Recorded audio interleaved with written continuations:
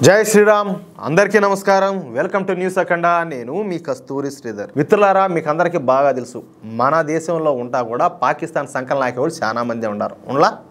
సరే ఇప్పుడు ఈ న్యూస్ చూడండి ఒకసారి అలాంటి వాళ్ళ గురించి ఈ న్యూస్ ప్రస్తుతం అస్సాం రాష్ట్రంలో భారతీయ జనతా పార్టీ ప్రభుత్వం ఉండడం అందులోనూ డైనమిక్ లీడర్ హిమంత బిశ్వ శర్మ గారు అస్సాం రాష్ట్రానికి ముఖ్యమంత్రిగా ఉండటంతో ఇక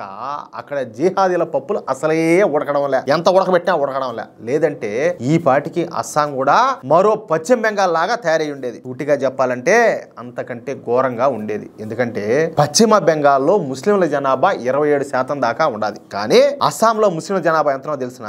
40% అన్నమాట అయినప్పటికీ పశ్చిమ బెంగాల్లో జరిగినట్టు ఈ హిందువులపైన దాడులు కావచ్చు అత్యాచారాలు లూటీలు అదేవిధంగా గృహ దహనాలు ఏమీ కూడా ఉండవు ఎందుకంటే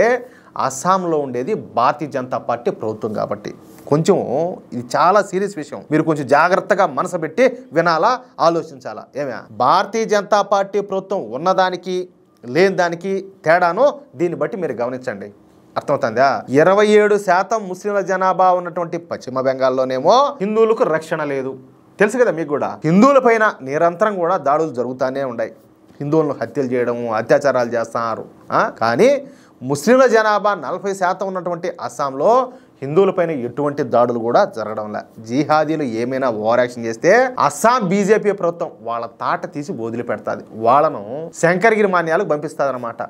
సరే ఇక న్యూస్ విషయానికి వస్తే పెహల్గామ్ లో జరిగినటువంటి ఉగ్రదాడికి ప్రతీకారంగా మన మోడీ ప్రభుత్వం ఆపరేషన్ సింధూర్ను ప్రారంభించిన సంగతి మీకు అందరికి కూడా తెలిసిందే ఈ పెహల్గామ్ సంఘటన అనేది ఇక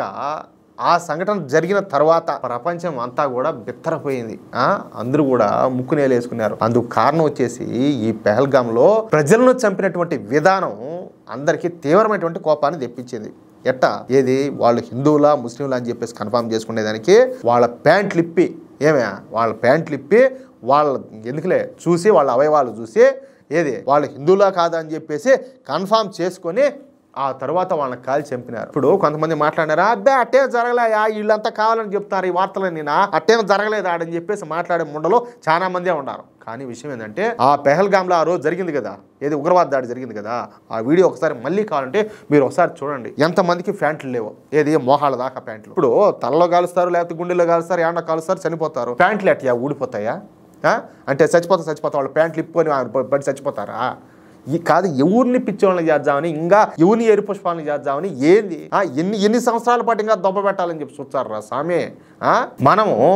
ఇలాంటి సంఘటనలు ఎప్పుడో మధ్యయుగం కాలంలో చేసేవాడని చెప్పి చెప్పుకునేవాళ్ళం కానీ నాగరికత పెరిగి ఇంత టెక్నాలజీ చేతికి వచ్చి ఇంత గొప్పగా జీవితాలు మారిపోతున్నటువంటి ఈ సమయంలో కూడా ఈ మతపిచ్చి ముండా కొడుకులు మన హిందువులను ప్యాంట్లు విప్పదీసి చూసి పరీక్ష చేసి కాల్చి చంపినారియా ఇదా వీళ్ళకు మతం నేర్పినటువంటి సంస్కారమా మతం కోసం అన్యాయంగా దారుణంగా అమాయకులు చంపే వాళ్ళని ఏమంటారు మీరే ఆలోచించండి ఒకసారి సరే ఈ పెహల్గామ్ లో ఈ ఉగ్రవాద దాడి జరిగిన తర్వాత ఆ దాడికి మద్దతు తెలుపుతూ అస్సాంలో సాక్షాత్తు అస్సాం ఎమ్మెల్యే అయినటువంటి అమినుల్ ఇస్లాం అనేవాడు సోషల్ మీడియాలో పోస్టులు పెట్టినాడు పాకిస్తాన్ పో నువ్వు ఇంకేడికి ఏం పని నువ్వు పాకిస్తాన్ పోతే నువ్వు ఎటువంటి స్టేట్మెంట్ అయినా ఇచ్చుకోవచ్చు నిరభ్యంతరంగా ఎందుకంటే నువ్వు పాకిస్తాన్ వాడు ఏంటావు కాబట్టి కానీ నువ్వు ఈ దేశంలో ఉంటా అందులో ఒక రాజకీయ నాయకుడివి అందున ఒక ఎమ్మెల్యే అయ్యింది కూడా పాకిస్తాన్ సపోర్ట్ చేయడానికి సిగ్గులే ఒకరవన్నా కూడా లజ్జలే అంతే ఇక ఈ విషయం తెలుసుకున్నటువంటి అస్సాం ముఖ్యమంత్రి హిమంత బిశ్వ శర్మ గారు వెంటనే రంగంలోకి దిగిపోయినారు ఆ ఎమ్మెల్యేను అరెస్ట్ చేయించాడు అయితే మన దేశంలో చట్టాలు ఏ విధంగా ఉన్నాయో మీకు కూడా తెలుసు ఏది తీవ్రవాదుల కోసం కూడా ఉగ్రవాదుల కోసం అర్ధరాత్రిలో డోర్లు తెరిచి స్టేలు ఇచ్చేస్తా ఉంటారు ఆ క్రమంలోనే అదే విధంగానే ఈ మొండమోపి కూడా ఎవడికి ఈ ఎమ్మెల్యే కూడా బెయిల్ అయితే వచ్చింది అర్థమైందా అయితే హిమంత బిశ్వ శర్మ మాత్రం ఈ విషయాన్ని వదిలిపెట్టలా ఈ అస్సాం ఎమ్మెల్యే అయినటువంటి